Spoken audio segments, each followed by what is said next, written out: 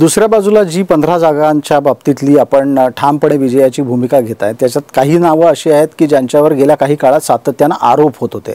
रवींद्र वायकर, यामिनी जाधव, त्यांच्या उमेदवारीचं समर्थन कसं कराल?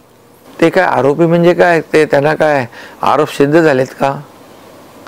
आरोप ठीक आहे, आरोप त्यांच्यावर असतील, परंतु जेव्हा आरोपी कधी होतो, जेव्हा ते आरोप सिद्ध होतात, कन्व्हिक्शन होतं, असं कुठलाही विषय नाही.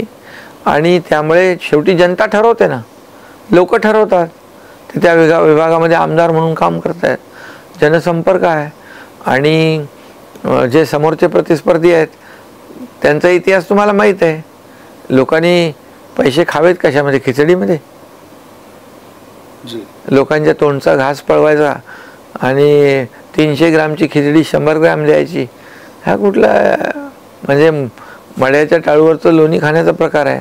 मी जास्त काय बोलत नाही. कोविडमध्ये खूप काय काय झालेलं आहे आणि त्याचे लागे बांधे धागे दोरे कुठपर्यंत आहेत ते सगळ्यांना माहीत आहे.